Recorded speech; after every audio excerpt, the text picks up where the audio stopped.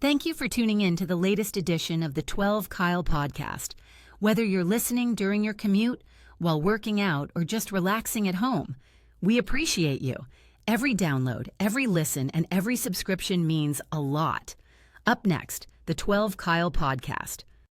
Ladies and gentlemen, thank you for listening. Thank you for downloading.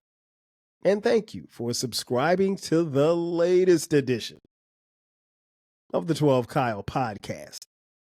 I am your boy, 12 Kyle. Man, check this out. On this episode, I got a story to tell you. I'll never forget this for as long as I live. Okay, so I'm on the campus of South Carolina State University. It's a HBCU, a historically black college and university located in Orangeburg, South Carolina. And I'm playing football. I'm on scholarship. We're in the middle of a season. Well, actually, I think the season just started. And I'm preparing myself for another week of practice. Now, it was a Tuesday night, right? And I know it was a Tuesday night because Tuesdays were our longest practice. I think we practiced damn near 3 hours. At least it felt like it. And Tuesday was the hardest practice. So generally speaking, like when we practiced on Tuesdays, practice would start somewhere around 7:15, and we'd get out of practice around 10:15. And so I remember getting back to the dorm. Well, I remember one, it was a hard practice. And offensively, we were kind of goofing off a little bit at practice at the beginning of practice. And I remember coach making us run a little bit, actually a lot. So I was tired. And generally speaking, like after Tuesday night practices, there wasn't a lot of work for me to do. Even if there was work for me to do, unless it was something pressing, wasn't a lot of work going to get done. I pretty much was going to go to the dorm, take a shower, go to bed. Because you can't burn the candle at both ends. Now I had teammates who were, free spirits, if you will. So Tuesday night practice, they come out of practice, they go shower, some of them, and they go get out in the streets and be on campus or whatever. I just couldn't do it. So anyway, so I get back to the dorm and I'm tired. Like I'm literally tired. I go take a shower and I actually beat my roommate to the dorm. He was still at the stadium for some reason. And so I get to the room and putting on my shorts. I've got some flip-flops on and a t-shirt, and I'm literally about to get into bed. And my roommate comes in. His name is Kelly Craig. And Kelly comes in and he was like, KD, what's up? And I was like, what's up, Kelly? Kelly played tight end. He was our starting tight end. And I played wide receiver. And he was like, I need you to do me a favor. And I was like, what do you need? He was like, well, I'm about to go get in the shower. I'll be right back. And I'll tell you when I get back. And I was like, that's odd. Like, why can't you tell me now? And so he goes, he's gone 10, 15 minutes, comes back. He's like, okay, Katie, I need you. I'm literally sitting on the edge of my bed. I'm looking through a book, a magazine. That's what it was. I was looking through like a Source magazine. And because I'm biding the time until it's time for me to go to bed. And I'm like, what do you need me to do? He said, hey, Katie, I need you to run some interference for me. And I was like, when? He was like, tonight. I was like, you want me to run interference tonight? After we just got out of practice? Now, for you kids at home, running interference means like you have to be the wingman for your boy. So your boy's trying to talk to a young lady. You got to be there beside him to talk to her friend. So the friend doesn't get in the way of whatever interactions that you may have with the young lady. And I didn't want to do it. I didn't want to do it at all. And it's not that I was being mean or anything. I was just tired. I was tired. We had a long practice and I just didn't feel like doing it. But according to Kelly, I owed him a favor. I don't know. I can't even remember what the favor I owed him was, but he said, man, come on, KD, you owe me a favor. And I'm like, Kelly, does it have to be tonight? Can we do it tomorrow night? Because I'm literally in my clothes to go to bed. Like I was about to shut it down. And he's like, no, I need you tonight. So I'm like, okay. I said, Kelly, you got 20 minutes. And I said, well, who's the girl? And he told me who the girl was. And I didn't know this girl, but I had seen her before.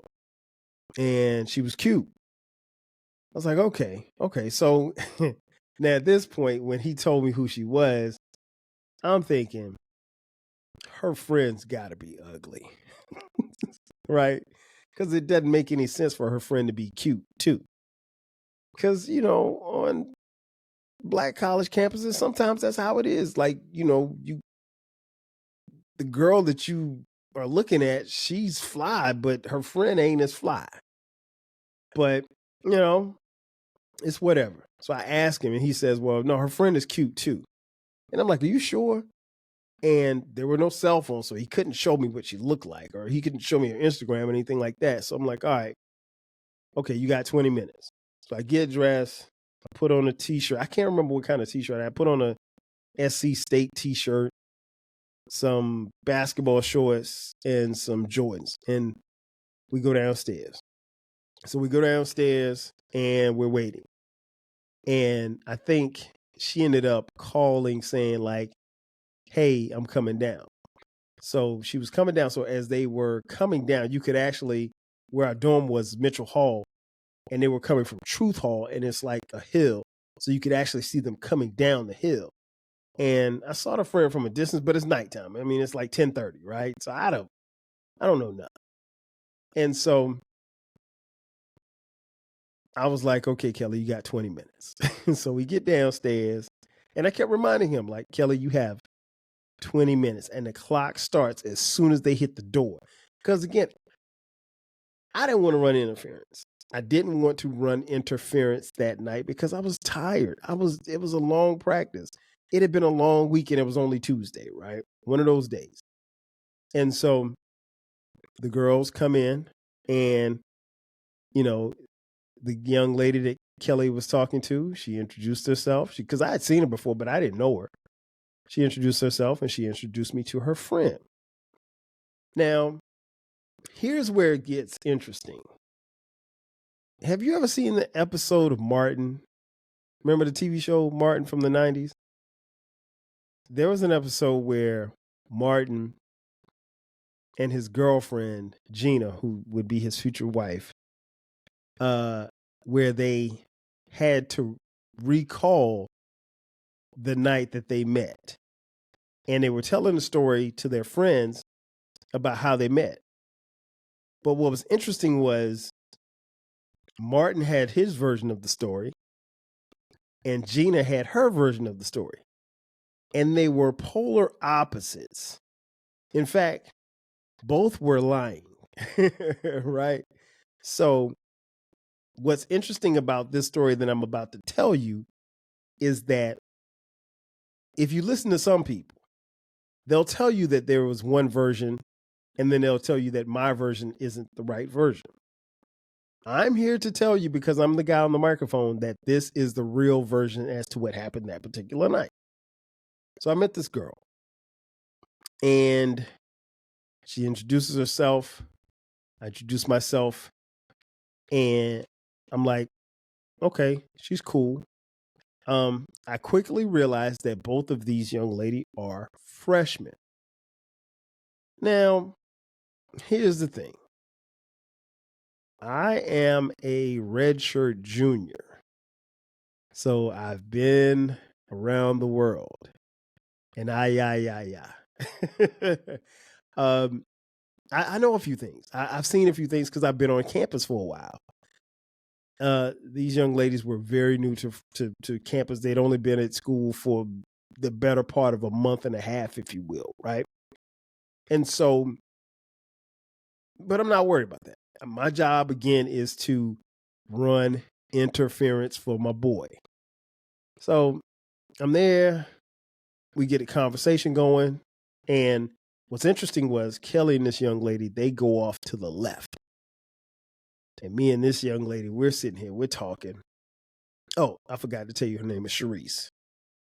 And so we're talking. And conversation's cool. Real cool conversation. I look up, and the next thing I know, hours passed. And Kelly and this young lady are still over here on the other side of the lobby of the dorm at Mitchell Hall. They're still talking. We're over here talking. And it was a great conversation. I can't tell you what we talked about, but what I can tell you is that it was a lot of laughs, right? It was a lot of laughs. And what was interesting was like the laughs weren't coming from me. The laughs were coming from the stuff that I was saying. Because here's the thing. I don't necessarily say this a lot, but I'm funny. I have a sense of humor. I like to laugh. But what was interesting was this young lady, she found almost everything that I said to be funny. And I thought that was interesting because, like, I remember I got off a couple of good jokes, but I wasn't over there telling knock jokes, right? It was just everyday conversation, but I had her laughing. And, you know, it was interesting because I wasn't trying to make her laugh, but she was just laughing at what I was saying. So it was cool. And we had a good conversation. And aside from her being a freshman, I did notice a few things, right? One,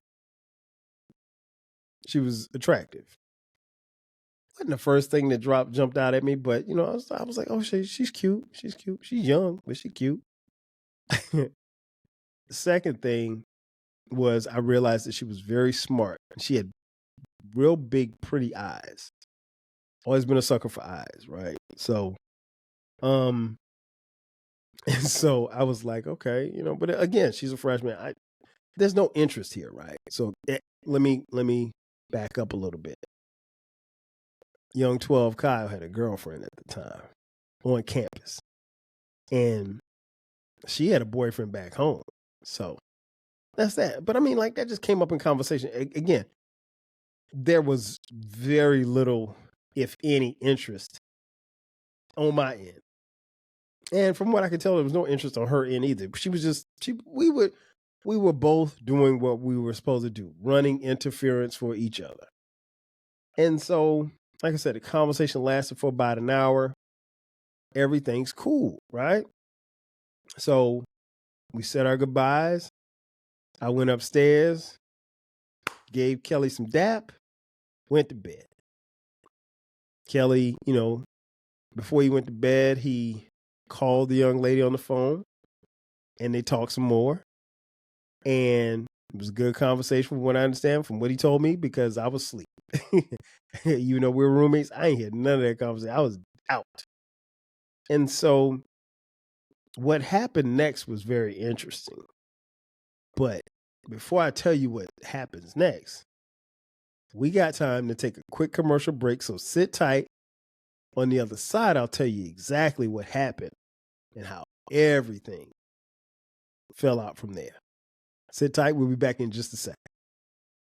Are you feeling nostalgic for the golden eras of rap and soul music? If so, tune in to the Rap Soul Podcast.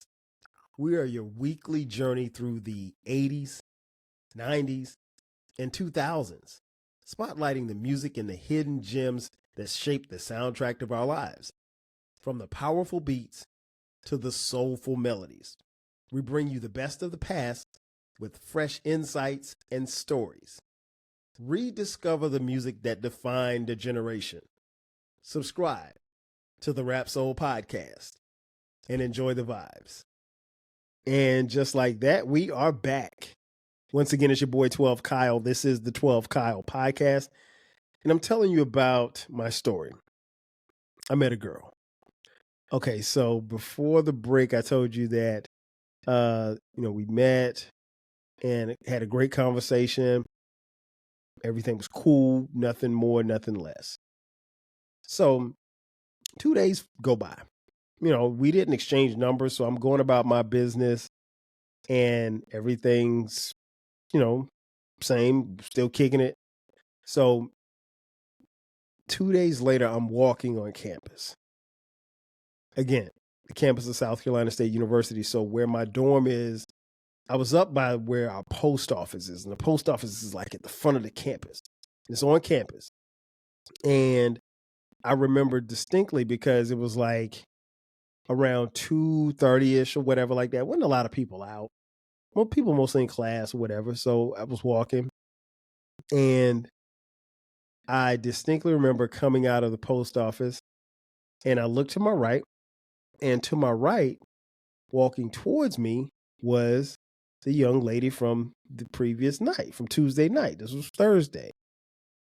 It was Sherice. And I remember the name because I'd never heard the name before, but so I was like, okay, cool. Let me say what's up.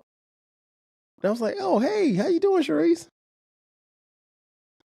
And she looked at me like, do I know you?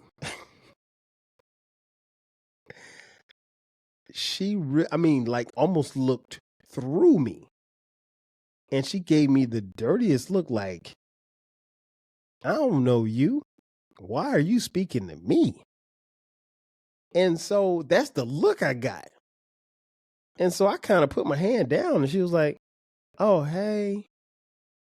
And I'm like, wait a minute. Is this At first I had to kind of check myself like, was this the same chick I was talking to the other day?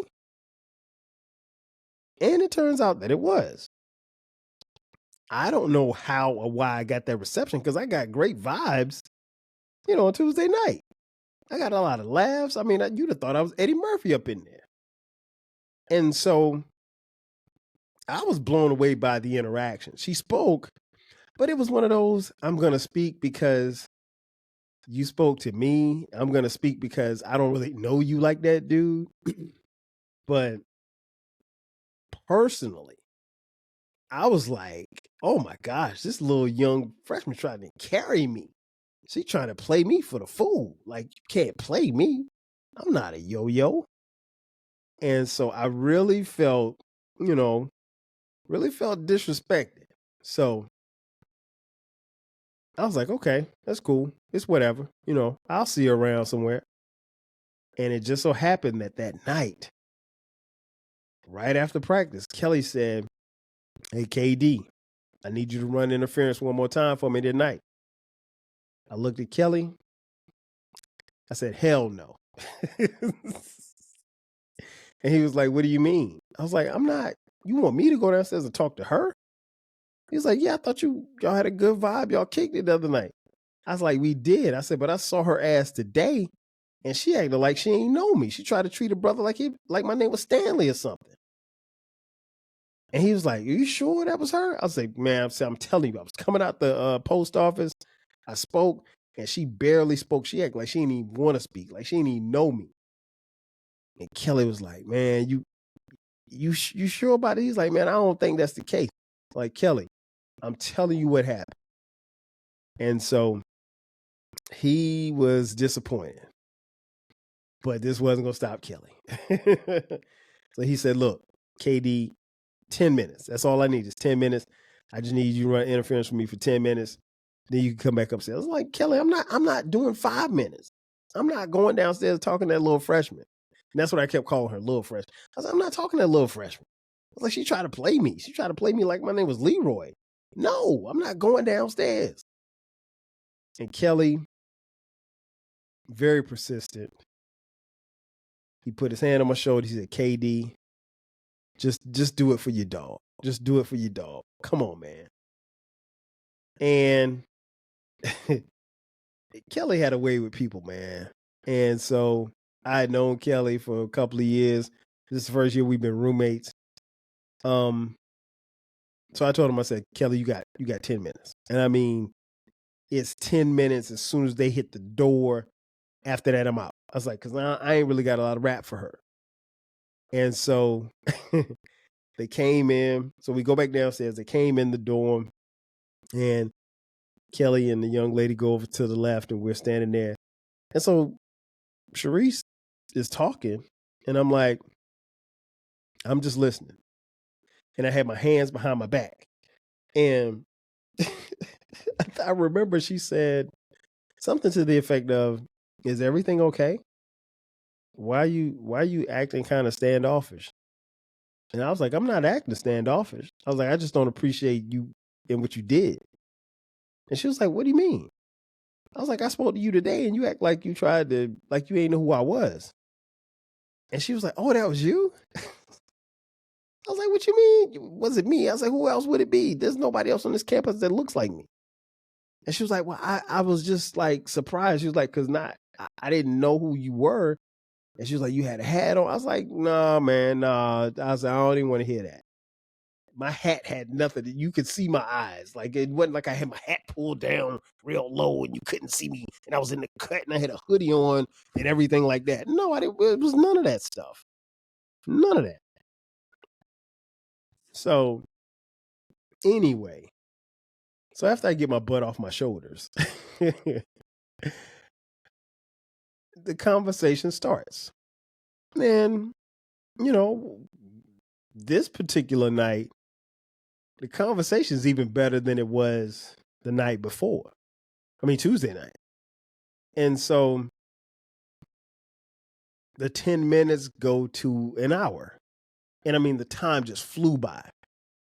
And what's crazy was I do remember before we parted, I was like, all right, well, you know, it's good seeing you, whatever. And she apologized. She was like, I'm sorry for the miscommunication. She was like, I promise you, I did not know that was you. And so she was like, let me give you my number. Now, she doesn't say that she gave me. She said I asked for the number. I wasn't going to ask for the number because, one, I was way too cool for that at this point, because I'm like, yeah, we had a great conversation, but man, you smoothed it over, but you still try to play me. So no, I'm not asking you for your number for you to play me again. No, hell no. But she offered the phone number. And so I took it. I was like, all right. It was like, I'll call you. And so we exchanged numbers. And I did call her like the next day just to say what's up. You know, again, I have a girlfriend, right? And she has a boyfriend. That's a part of the story that really doesn't get told enough. But I did call her the next day. And we talked. And we talked for a while on the phone. I mean, like, it was just a free-flowing conversation. It was just, it was really dope. It was refreshing, right? And I know what I'm about to say. I want to preface by what I'm about to say is I don't want to make it sound like it was, you know, something that I thought about, because I didn't think about it, because it was just kind of happening. And it literally like just happened. Well, as I mentioned, I did have a girlfriend. But like, I found myself kind of gravitating toward these conversations with this Sherice girl, right?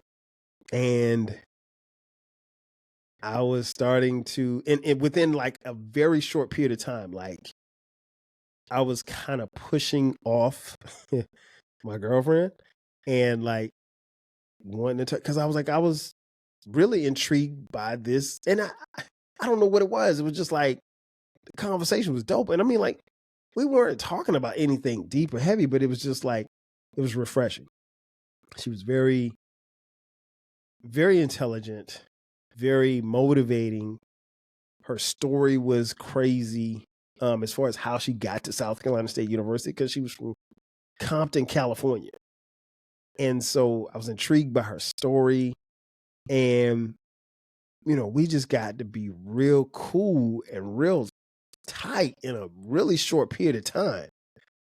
And so over the next couple of weeks, like, I found myself like just wanting to talk to her all the time. And we would talk all the time. And I remember, this is how I knew it was like ramping up, because my girlfriend and I were supposed to go and get ice cream. And she was supposed to come pick me up. And she called me to tell me that she was coming to pick me up. And I was just like, I can't go. And she was like, why not? I was like, because I got some work to do. I'll call you later. And I was supposed to call her later, and I never did, because I ended up talking to Sherice for like 3 hours on the phone. And so we just really like just hit it off. And then after like that little time period, like I started getting attracted to her. Like I was like, she's legit, man. Like, and then I could tell she would fit. I wasn't even really spitting game, but I was just putting a little bit of player sauce on. I wasn't even giving her the whole bottle of player sauce. Just a little. I was dabbing her with player sauce. But and she had a man, but I mean her man was back home. I care about him for. So without, getting into supreme details, we started fooling around. And I was like, it literally just happened. And I don't want to sound like, because I'm not proud about cheating in a relationship. But, and I could have and should have come clean with the young lady, because I don't like the fact that I hurt her feelings. And I'm pretty sure she still hates me to this day. But the good part about it is, is that like we had a really, really dope friendship that we grew literally from the ground up. And so it just got to a point where it's like, I just wanted to talk to her. We just wanted to talk, and we talked and we talked and we laughed and we went places. And well, actually before we went places, I had to dump my girlfriend. I was just like, this ain't gonna work. And she couldn't understand. I couldn't tell her like, yeah, I found somebody else or whatever. I mean, like she didn't take it well. And I apologized. And I apologized and I apologized and I apologized. And like I said, I don't know, she still might not like me. I'm okay with that, but back then I could have and should have handled it a lot better than I did. But yeah, we had a really dope friendship, and it just really grew from there.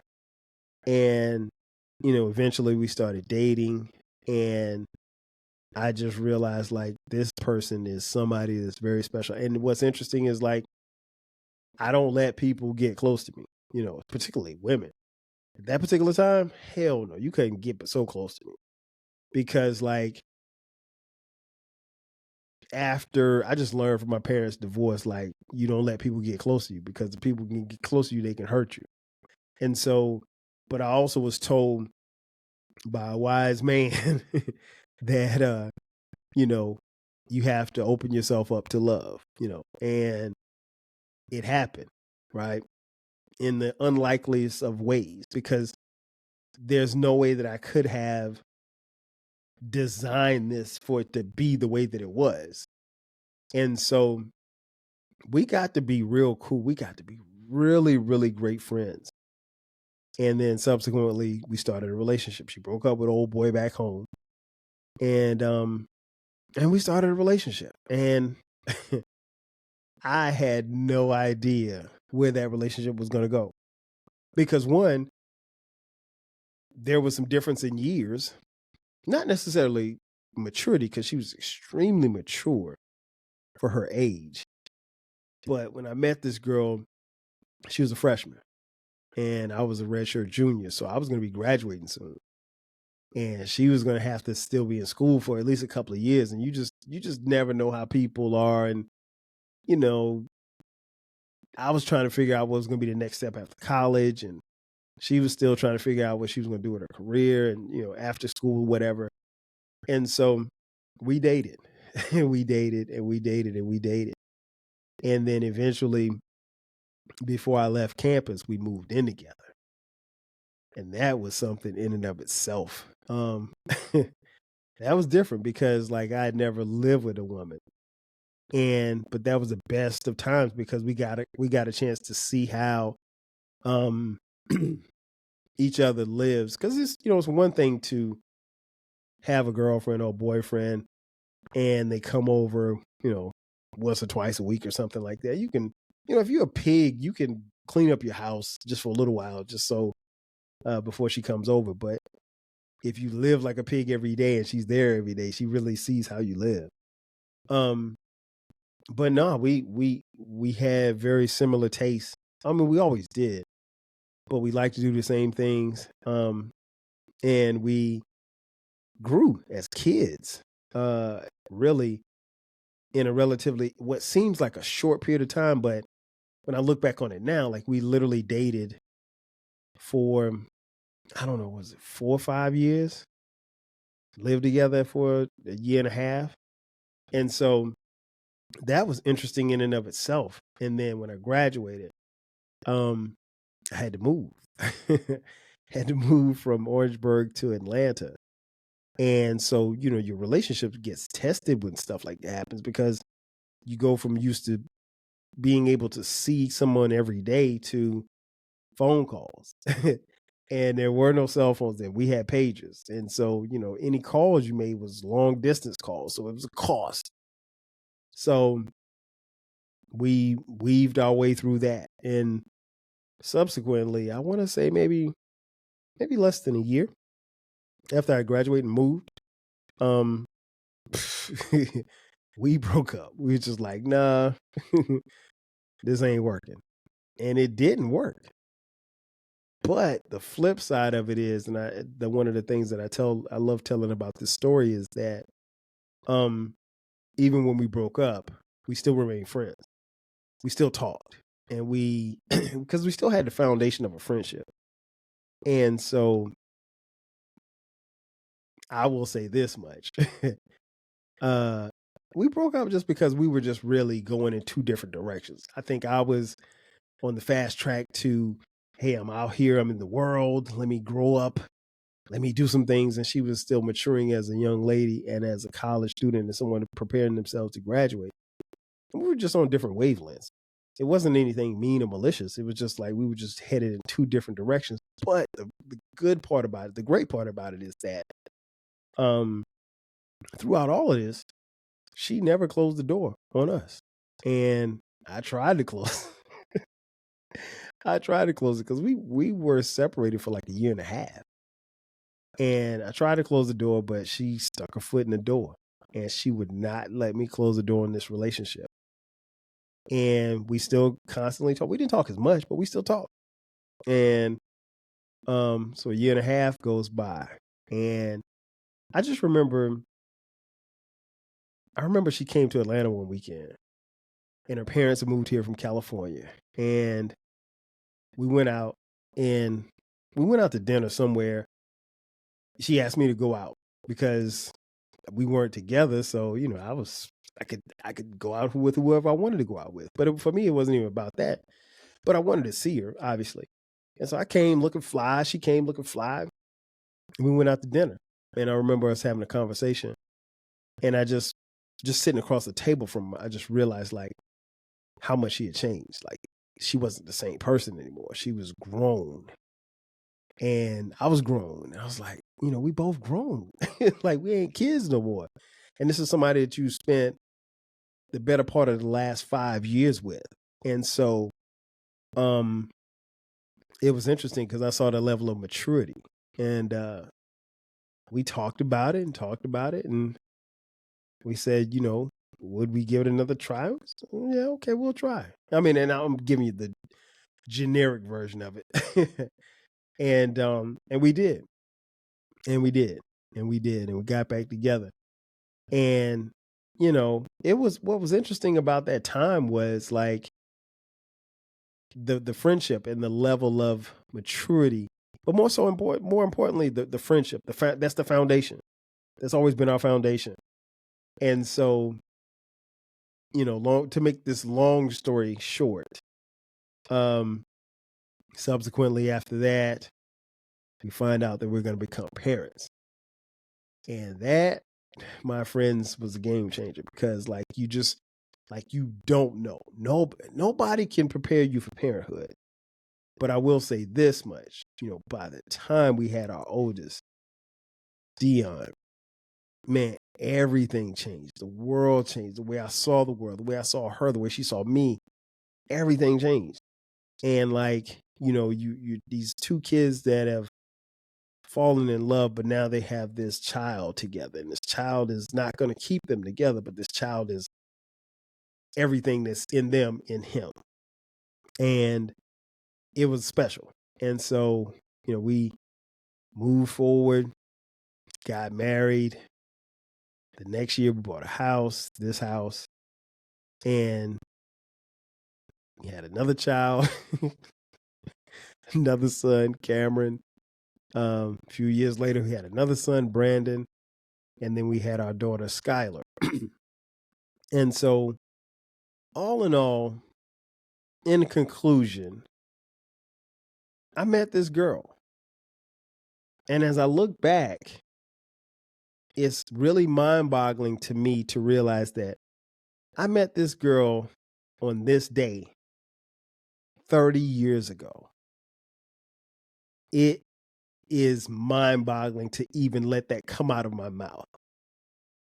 I met this girl 30 years ago. We just celebrated 24 years of marriage. And you couldn't have told me 30 years ago that I'd be sitting here. And it's all because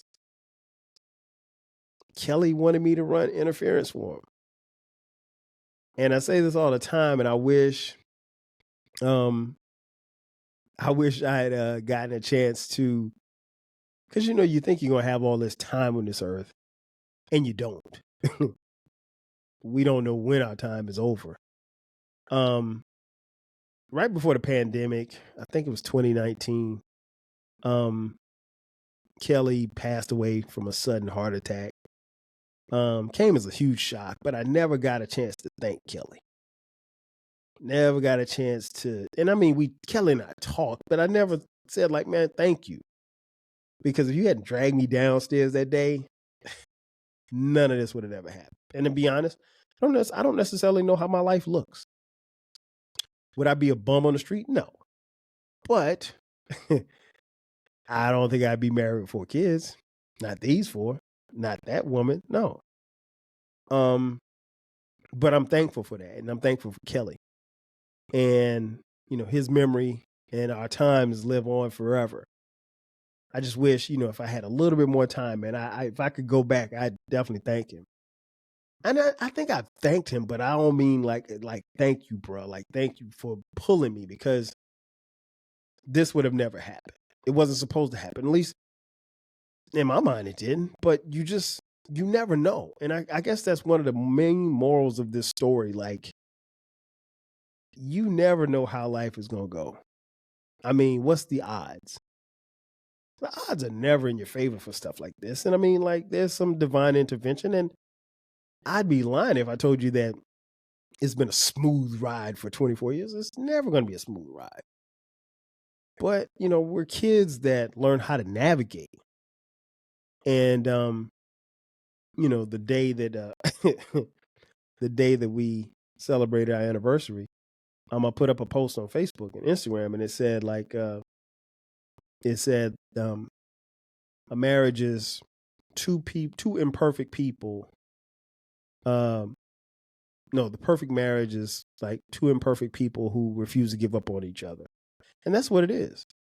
And that's what it's been. I mean, like, we refuse, and we're committed and dedicated and committed to the commitment. And it hasn't always been easy. But you know what? Anything that you want won't ever be easy. It's not supposed to be easy, right? If it were easy, we'd all do it. And I don't sit there and try to, make people feel bad if their marriage didn't work, because I have friends and family members whose marriage didn't work. How my parents' marriage didn't work. And I know that I have to keep working to make this marriage work. But it's based on a friendship. It's based on a solid foundation of a friendship. It's not based on how somebody looks or how much money they got, because guess what? Your looks going to change and your money going to come and go. That's going to happen. I don't care who you are. That's just that's just life. Father Time is undefeated. All of us are going to check out of here at some point. God willing, I'm here around for a long time. But the thing is, you want to have somebody, at least I wanted to have somebody there with me step by step, and that's what I had. And it's still crazy. 30 years today, I made that trip downstairs begrudgingly. But I got to thank Kelly, and I got to thank God, and I got to thank that young lady, because that girl changed everything for me. And I'd like to say I think I changed everything for her too. And we've both created or helped create lives for ourselves and our children that I think a lot of people would be proud of, and I think we're proud of. Well, at least I know we are. And it's funny because we went to dinner, and she gonna kill me for telling the story. And so we went to dinner and went to this restaurant, and so she's telling me about this wine, and I'm not much of a drinker, but she's telling me she's like, oh, you got to try this. I had this one place, and let's just say the wine is called Cabo. So there's Cabo and there's Cabo Supreme. So instead of picking, she had the Cabo before, and she wanted to give me the Cabo so I could try the Cabo like her. And so she picks the wine. She says, well, hey, we're going to get this one. But instead of pointing at the Cabo, she pointed at the Cabo Supreme. And so the waiter comes out with the bottle of Cabo Supreme, and we drink it and have a good time. And the wine was dope. It was slamming. And when the bill came, the differences between the two wines, the Cabo and the Cabo Supreme, $300. So when the bill comes, I look at the bill and I'm like, wait a minute. And she looks over at the bill and she's like, what happened? She's like, I picked the Cabo. And I was like, no, you picked the Cabo Supreme. And the empty bottle of Cabo Supreme is sitting like right in front of us. And I looked at her and she looked at me, and we just laughed. And that really is who we are. That's who we were 30 years ago today. And that's who we are today. Ladies and gentlemen, thank you for listening to the latest edition of the 12 Kyle podcast. If you haven't done so already, please subscribe to the podcast. More importantly, share the podcast. You can find the podcast on YouTube. Be sure to subscribe on YouTube. We got, what do we have? We have both audio and video of YouTube. You can follow me and subscribe and follow me on social media, on Twitter, Instagram, Threads, TikTok, Facebook, at 12 Kyle, at 12 Kyle Podcast. If you'd like to continue this conversation, we have a Reddit page. Go to Reddit /the 12 Kyle Podcast. If you'd like to if you'd like to financially contribute to the podcast, a couple of ways you can do that. Look in the description box. There's a link that says merch. Click that link. You can order 12 Kyle Podcast merchandise. We've got t-shirts, we've got hoodies, and we also have coffee mugs like the one I'm holding right here on YouTube. You can also hit us up on Cash App, $TWELVEKYLE. Again, that's going to do it for me. Ladies and gentlemen, thanks for checking out this edition of the 12 Kyle Podcast. I am your boy, 12 Kyle. I'll catch you guys next time. 5,000. Thanks again for listening to this episode of the 12 Kyle Podcast. If you enjoyed this episode, make sure that you hit the subscribe button and share this podcast with a friend who needs the 12 Kyle Podcast in their life. Every listen, every download, and every share helps us grow. Thanks for being a part of the 12 Kyle Podcast community. We appreciate your support. We will catch you next time. 5,000.